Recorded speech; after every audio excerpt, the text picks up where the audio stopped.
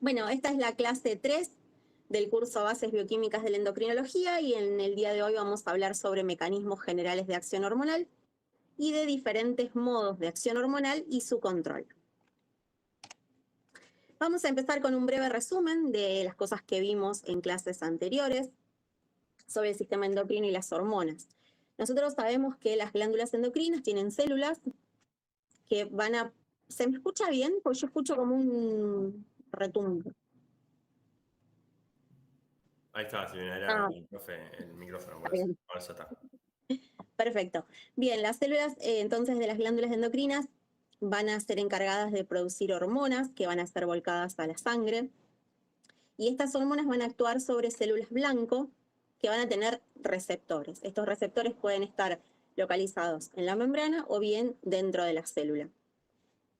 Cuando la hormona se une a algún receptor, va a producir alguna función que en general va a tener que ver con alguna proteína, que va a terminar desencadenando algún cambio fenotípico.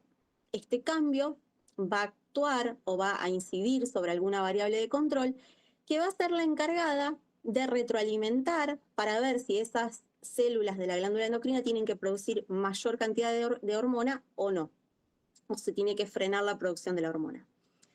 Y esta hormona va a viajar en sangre, a veces libre, y va a ser una hormona activa, pero a veces se va a encontrar unida a alguna proteína de transporte, que en general, además de favorecer su circulación por la sangre, la va a inactivar, ya que la única hormona que es activa es aquella que viaja libre.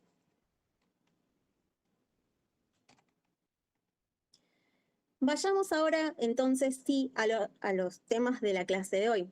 Vamos a empezar con los mecanismos generales de acción hormonal. En esta imagen vemos 4 gráficos. Vamos a empezar por el gráfico de la derecha. Y acá vemos que tenemos una glándula. Esta glándula, que puede ser cualquier glándula del organismo, va a producir una hormona que va a actuar sobre alguna célula blanco, alguna célula diana o target, también lo pueden encontrar dependiendo de la bibliografía, que va a producir una modificación en alguna variable según qué hormona sea. Esta modificación en la variable va a producir una retroalimentación hacia la glándula, pero la hormona también puede retroalimentar a la glándula, favoreciendo o inhibiendo la producción de esta hormona. Otra de las maneras que tienen de funcionar o de regularse las hormonas es lo que vemos en la gráfica, en la segunda gráfica, empezando de la derecha. Partimos del sistema nervioso central, no de todo el sistema nervioso central, sino de algunos cúmulos celulares, que en general se los llama células neuroendocrinas. Estas células van a producir alguna hormona. Esta hormona va a actuar sobre alguna célula target que va a modificar alguna variable. Y nuevamente, como vimos recién, esta modificación de la variable va a retroalimentar a esas células que se encuentran en el sistema nervioso para favorecer o inhibir la producción, que se siga produciendo esa hormona, y lo mismo va a suceder con la hormona. Veamos ahora qué pasa con la imagen, la tercera imagen. Vemos que cada vez se va como complejizando más. Ahora tenemos el sistema nervioso central, nuevamente son algunos cúmulos celulares que van a producir hormonas liberadoras o bien hormonas inhibidoras, y esas hormonas liberadoras o inhibidoras van a actuar sobre alguna glándula, y esa glándula va a ser la encargada de producir la hormona que va a actuar sobre la célula diana para producir la modificación de alguna variable. Y nuevamente existen los mecanismos de retroalimentación. La modificación de la variable va a incidir sobre la glándula para que se favorezca o se inhiba la producción de la hormona, y la hormona va a actuar sobre el sistema nervioso central.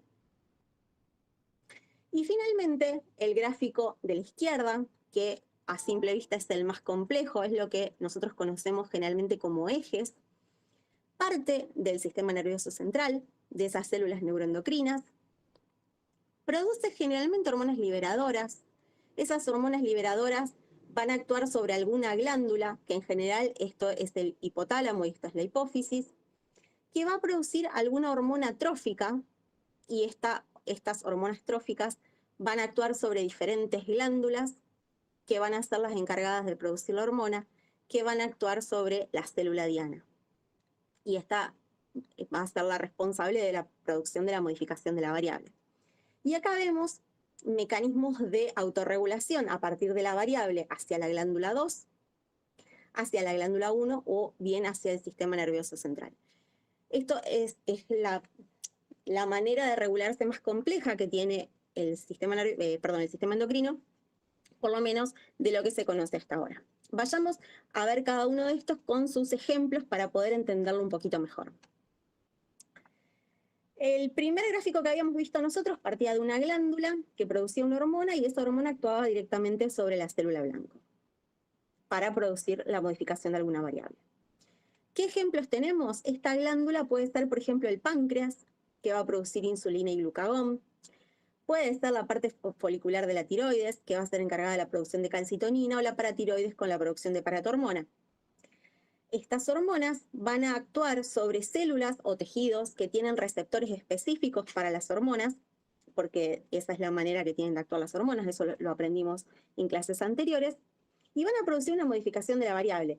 ¿Qué variable? Por ejemplo, modificación de la glucemia, en el caso del páncreas, con la insulina y el glucagón, o modificación de la calcemia con la calcitonina y la paratormona.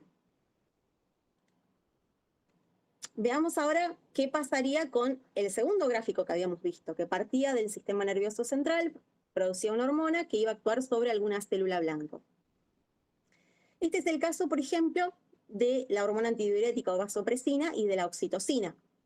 A partir de algunos cúmulos celulares que se encuentran en el sistema nervioso central, más precisamente en la neurohipófisis, se va a producir hormona antidiurética o vasopresina y oxitocina, que van a actuar a nivel de la glándula mamaria, del riñón o de los vasos sanguíneos, produciendo algún efecto, por ejemplo, contracción de las células mioepiteliales para favorecer la eyección de la leche.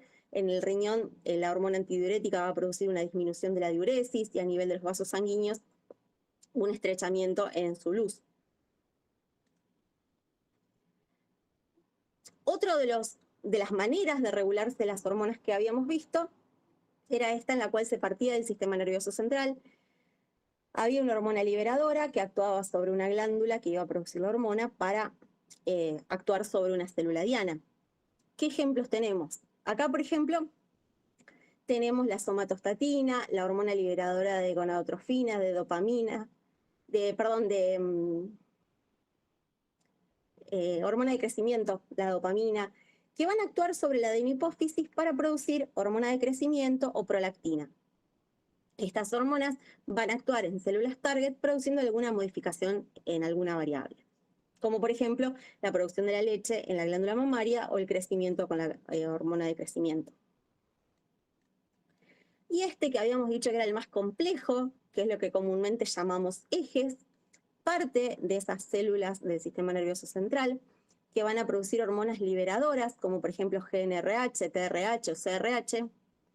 Estas hormonas van a actuar sobre alguna glándula que en general es la adenohipófisis, y esta adenohipófisis, por la influencia de estas hormonas liberadoras, va a producir algunas hormonas tróficas, en este caso, como por ejemplo la hormona luteinizante, la folículo estimulante, la TSH, la ACTH.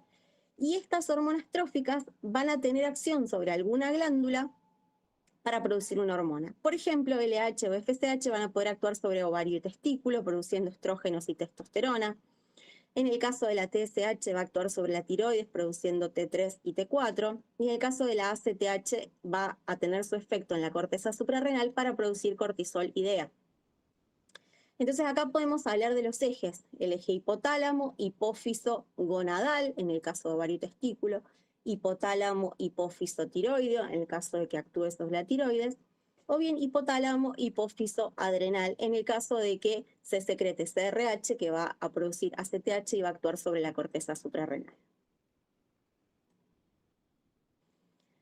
Veamos ahora diferentes tipos de respuestas y acciones hormonales. Estos diferentes tipos de respuesta lo vamos a poder encontrar con tal vez otros nombres, pero el tipo de respuesta en sí no varía. Vayamos a ver uno por uno. Veamos primero la respuesta celular escalonada. ¿Cómo es esto? Estos recuadros celestes van a representar células y vemos que una hormona 1 actúa uniéndose a un receptor 1, que va a terminar cumpliendo una función. Pero cuando esta hormona actúa o se une con este receptor 1 y produce la función 1, se inhibe este gen 1 y se activa el gen 2. Entonces pasamos a la imagen siguiente, donde vemos que una hormona 2 se une al receptor 2, que va a terminar produciendo una función 2, pero cuando esto sucede, el gen 2 se inhibe y se activa el gen 3, para que venga una hormona, se una al receptor 3 y produzca una función 3. Entonces vemos cómo, dependiendo en qué parte nos encontremos, vamos a tener una función determinada, y esto se lo conoce como respuesta celular escalonada. Veamos qué pasa cuando hay receptores diferentes, pero tenemos una misma hormona. La hormona 1, por ejemplo, si se une al receptor 1, va a producir un determinado efecto. Pero si se une al receptor 2, la misma hormona 1, el efecto va a ser diferente. En cambio, si esa misma hormona se une a un receptor 3, va a producir un efecto 3. Entonces, la misma hormona, según a qué receptor se una, va a desencadenar diferentes efectos. ¿Qué pasa en el caso de las respuestas autorreguladas? Nosotros tenemos una glándula. Esa glándula produce una hormona, la hormona 1, por ejemplo. Pero esa misma glándula también produce otra sustancia que podríamos llamar antihormona 1, o sea, una sustancia que antagoniza los efectos de la hormona 1 o que la inhibe o que la frena de alguna manera. Entonces, esa glándula va a poder producir tanto la hormona como su antagonista. Y dependiendo qué sustancia produzca, va a terminar teniendo su efecto. Pero todo parte a partir de la misma glándula. Y a su vez, esta sustancia antihormona 1 va a bloquear a la hormona 1.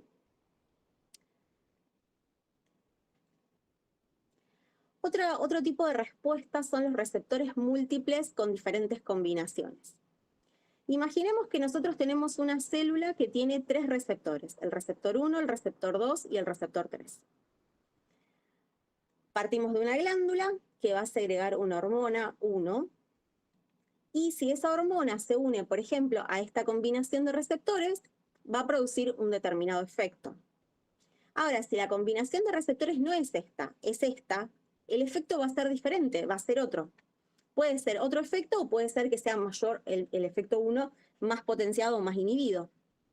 Pero si, por ejemplo, se une al receptor 1 y al receptor 3, puede ser que no produzca ningún efecto. Entonces, dependiendo de cómo se combinen los receptores a los cuales se va a unir esa hormona, va a ser el efecto que se va a producir en la célula. Otro tipo de respuesta es la regulación por proteínas transportadoras. ¿Cómo es esto? Nosotros tenemos una glándula que va a secretar una hormona. Y esa hormona nosotros habíamos visto en la primera diapositiva de esta clase, y ya lo habíamos visto en clases anteriores, puede viajar unida a una proteína transportadora que en general se va a abreviar como BP, proteína de unión a hormona. Entonces tenemos la hormona unida a la proteína. Todo este complejo va a actuar sobre una célula target, una célula 1, que va a producir un dado efecto. Y gracias a esa célula con el efecto se puede producir tal vez una proteína de unión a hormona 2, que puede unirse a esa misma hormona 1 y en este caso la deja sin efecto. Entonces, dependiendo qué proteínas transportadoras se unan a la hormona, puede aumentarse o inhibirse la función de alguna hormona. Y el último tipo de respuesta que vamos a ver en la clase de hoy es la regulación activadora-inhibidora. Nosotros partimos de una hormona que se une a un receptor que está dentro de una célula. Cuando la hormona se une al receptor, produce un efecto, pero esa unión al receptor puede ser que inactive al receptor 2. Entonces la hormona 1 se une al receptor 1, se produce el efecto 1, pero se inhibe el receptor 2. ¿Qué pasa si la hormona se une al receptor 2? Va a producir el efecto 2, pero puede ser que se inhiba el receptor 1. Entonces, mediante esta manera de respuesta, dependiendo a qué receptor se una, puede ser que se produzca un determinado efecto u otro. Otra manera que existe de vincularse las hormonas y de responder es lo que se conoce como crosstalk o conversaciones, entre comillas, en la cual nosotros partimos de una hormona 1 que va a interactuar con un receptor 1 y va a producir proteínas y segundos mensajeros, y alguna de estas sustancias tal vez interaccione con el receptor 2 de otra hormona, aumentando su capacidad de unión a la proteína, a la hormona, disminuyéndolo, produciendo alguna modificación de algún tipo. Y también la unión de la hormona 2 con el receptor 2 va a producir segundos mensajeros y determinadas proteínas que puede ser que interactúen modificando la respuesta de la hormona 1. Entonces, de esta manera vemos cómo la hormona 1 y la hormona 2, a través de sus receptores, es como que conversan, que se vinculan, que interactúan, gracias a la existencia de estas proteínas y segundos mensajeros que van a vincular estos diferentes sistemas hormonales. Acá vemos un ejemplo de crosstalk, de estas conversaciones que pueden tener a partir de los receptores de guanilato ciclasa y proteína quinasa C. Vemos que una hormona se une a un receptor.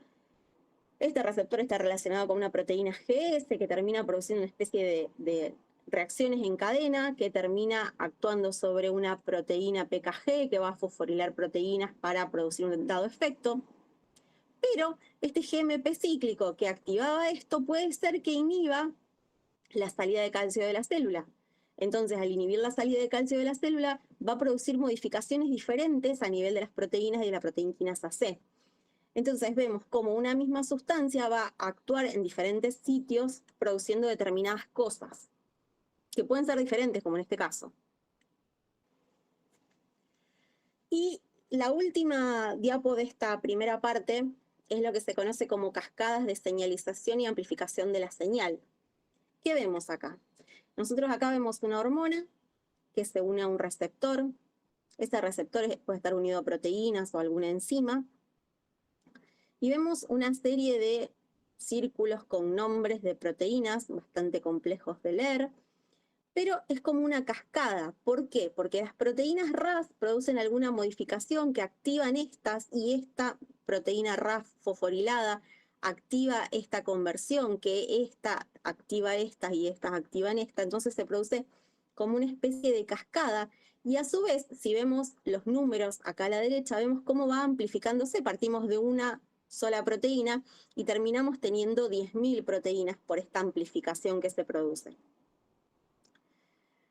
Entonces, la cascada sería toda esta explicación de cómo una proteína o una reacción va activando a la reacción siguiente, y la amplificación de la señal es porque esa reacción va a producir una amplificación o un aumento en la reacción siguiente.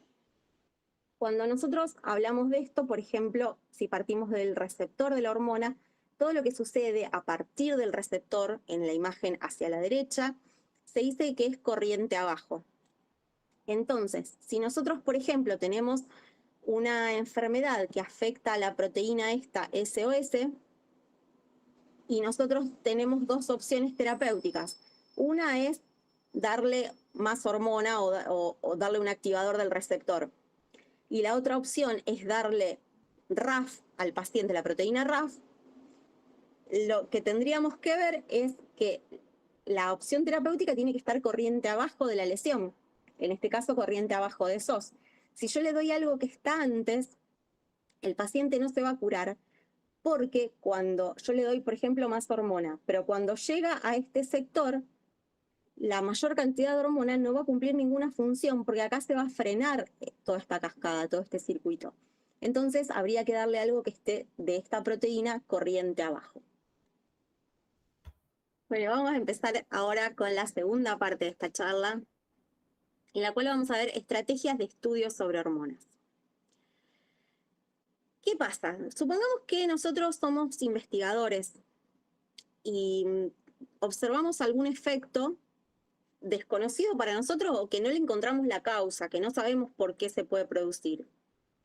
planteamos diferentes hipótesis, y tal vez una de las hipótesis sea, ¿y si no será una hormona esto?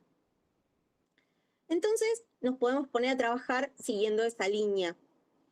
Y si es una hormona, va a tener que tener una glándula que la produzca, va a tener que circular por la sangre, va a tener que tener receptores y seguramente utilizará mecanismos corriente abajo, como vimos recién, como por ejemplo el AMP cíclico, el GMP cíclico, calcio, inositol trifosfato, entre muchos otros.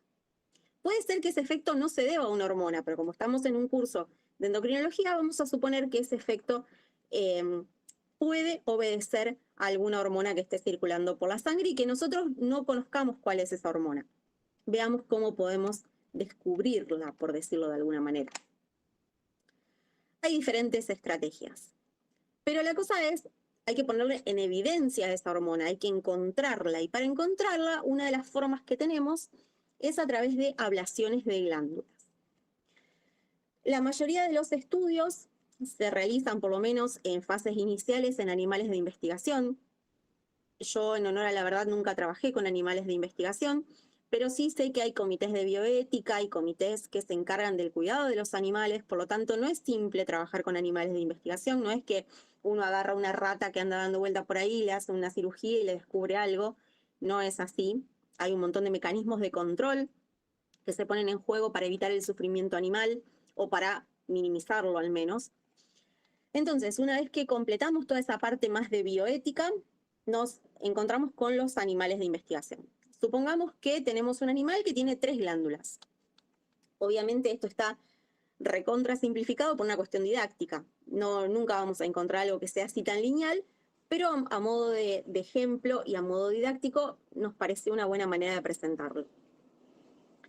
Si nosotros tenemos el organismo intacto, que tiene solamente 3 glándulas, y nosotros pensamos que el efecto obedece a alguna hormona, una de las opciones que tenemos es empezar a sacarle glándulas, a ver qué glándula es la que produce ese efecto. Entonces, tenemos el organismo intacto, medimos el efecto que nosotros descubrimos o que nosotros queremos saber a qué obedece, y nos da esta barra roja que vemos acá. O sea, el efecto es bastante alto. Sacamos la glándula 1 y vemos que el efecto sigue siendo igual. O sea, la glándula 1 en principio no tendría relación con ese efecto que nosotros estamos midiendo. La reservamos a la glándula 1, la dejamos, la conservamos porque vamos a seguir estudiándola. No la tiramos. A otro animal le sacamos la glándula 2 y vemos que el efecto disminuye considerablemente en este caso. Entonces podemos empezar a pensar que ese efecto puede estar vinculado con la glándula 2. Pero todavía nos queda ver qué pasa con la glándula 3.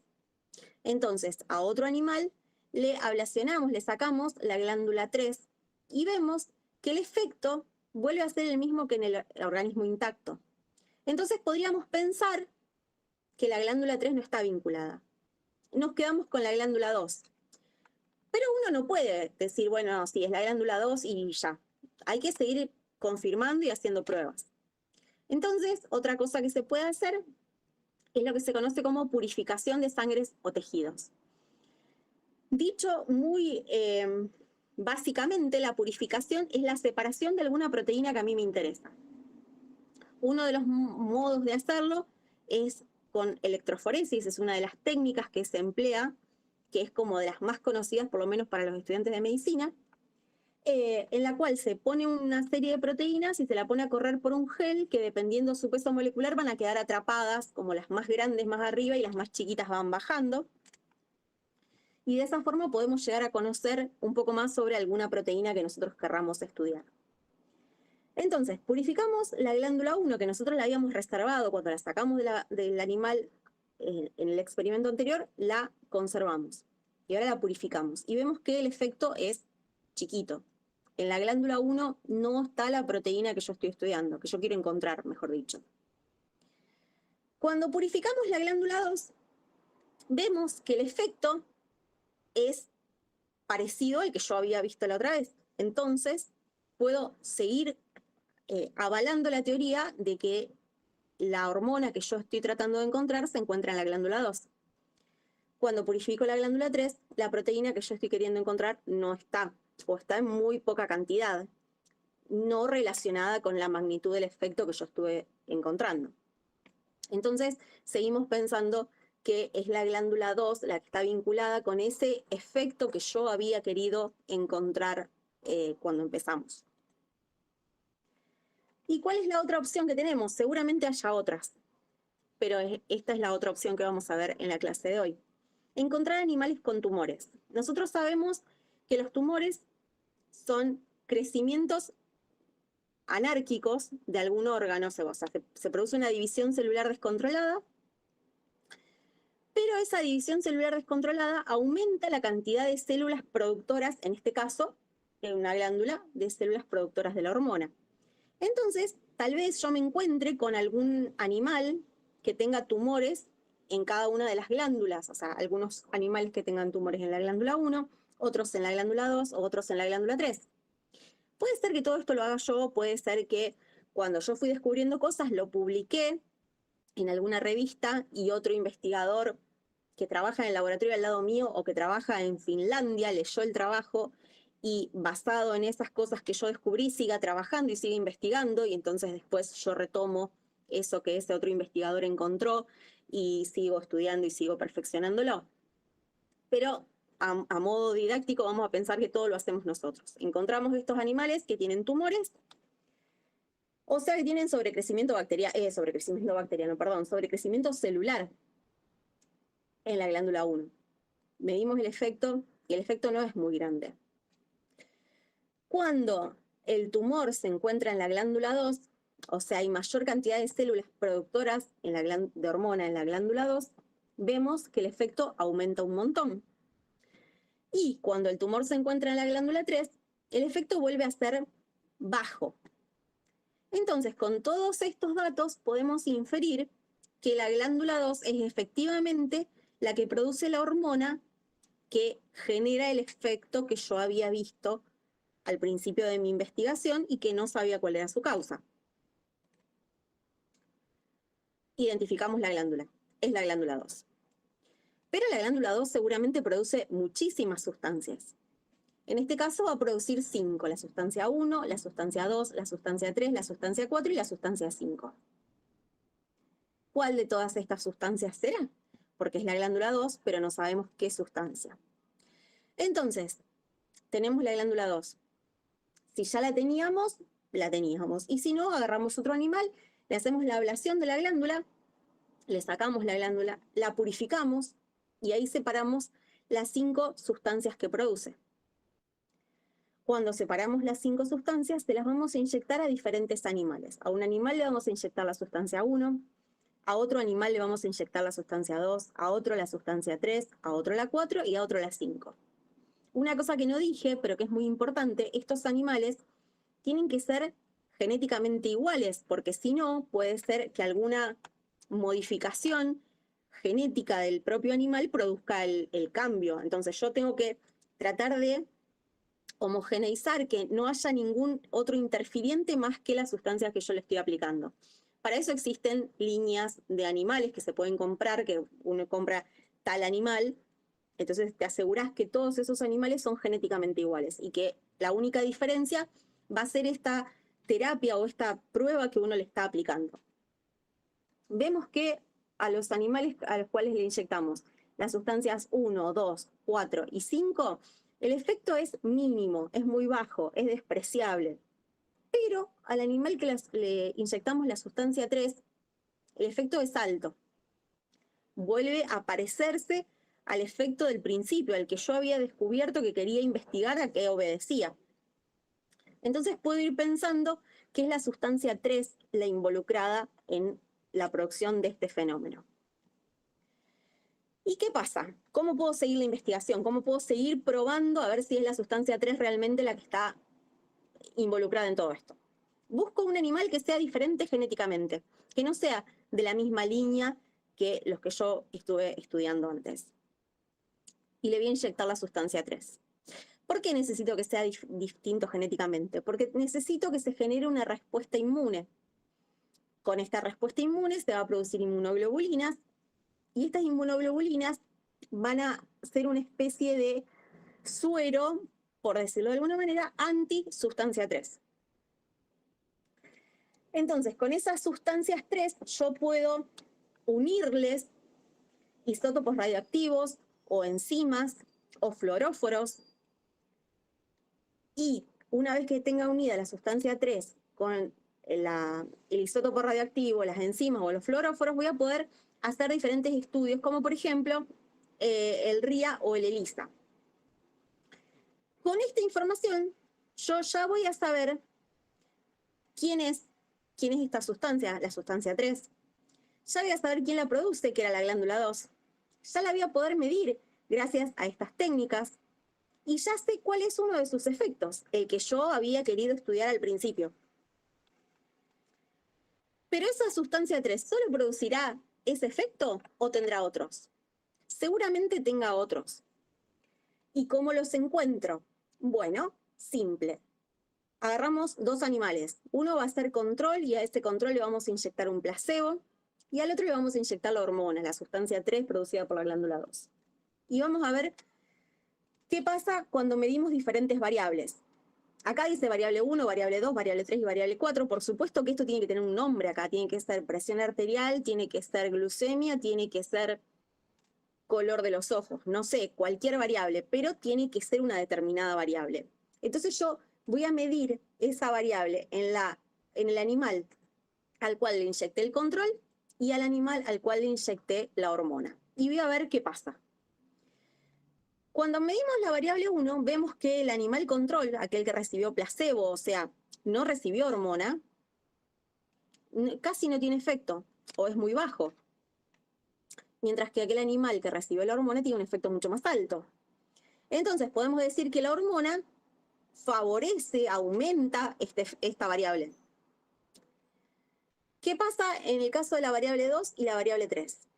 Cuando yo inyecto placebo y le inyecto hormona y después mido las variables, en ambos casos, tanto la variable 2 como la variable 3, vemos que no hay diferencia entre el control y el que recibió la hormona. Entonces podemos inferir que la hormona no tiene acción sobre esa variable que yo estoy midiendo. Ahora, ¿qué pasa cuando medimos la variable 4? El animal control, aquel que recibió el placebo, tiene un efecto mucho mayor que aquel que recibió la hormona.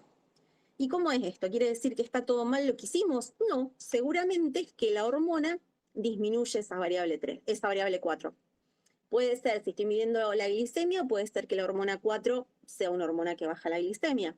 Si estoy midiendo la presión arterial, puede ser una hormona que baje la presión arterial. Mientras que el animal control, el que recibió el placebo, tiene un valor de la variable mayor. Ahora bien, nosotros habíamos visto que la sustancia esta, la sustancia 3, interfería o intervenía en las variables 1 y 4 y no tenía acción sobre las 2 y la 3. Ahora, ¿cómo sabemos en qué células actúa? ¿Dónde está el receptor? ¿Qué receptor es? Una de las maneras es gracias a la histoquímica. ¿Cómo es esto de la histoquímica? Nosotros tenemos una sustancia, la sustancia 3, la que nosotros encontramos, la que queremos seguir estudiando. La unimos a un radioisótopo, o sea, a un isótopo radiactivo, o a un fluoróforo. El isótopo radiactivo va a emitir radiación, va a emitir radiactividad, mientras que el fluoróforo va a interferir con los colores, va a modificar los colores que nosotros veamos en un microscopio con focal láser. Entonces, tenemos la sustancia, la tenemos marcada y la colocamos en la célula 1. Cuando esa sustancia marcada, coloreada, por ejemplo, actúa en la célula 1, vemos que cambia de color. Y el cambio de color es intenso, tiene un amarillo intenso. Entonces podemos inferir que acá está el receptor de la sustancia 3 que nosotros estamos estudiando. Cuando nosotros enfrentamos esta sustancia 3 a la célula 2, vemos que no se produce ninguna modificación, la célula queda exactamente igual. Entonces lo que decimos es, seguramente el receptor no está presente en esta célula. Y miren qué interesante lo que pasa en la célula 3. Cambia de color, se produce una modificación, pero no es tan intenso como en la célula 1. Entonces, acá podemos deducir que hay presencia de receptores, pero quizá en menor concentración o quizá no sea tan específico esta célula a la acción de esta hormona. Para terminar, me gustaría mostrarles una imagen de una microscopía con focal láser. Supongamos que nosotros pintamos la sustancia con un color verde.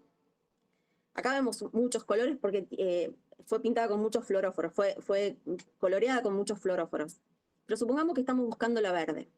Nosotros podemos decir que en estas células sería como la célula 1, que tenemos mucho color verde y bien intenso, entonces acá hay mucho receptor. Acá hay un poco de verde, acá hay un poco de verde, pero no es tan intenso. Acá hay muy pocas estructuras pintadas de verde, acá también, pero no es tan intenso. Estas serían como las células 3. Y quizá esta podría ser la célula 2, que no tiene nada verde y no tiene nada pintado de ese color, entonces podemos inferir que ahí no está el receptor que nosotros estamos buscando. Eso es todo lo que les quería contar. Muchísimas gracias por su atención. Acá les dejo mi correo electrónico. Si les surge alguna duda cuando estén estudiando o contestando la ejercitación, o bueno, si están viendo la clase asincrónica. Muchísimas gracias.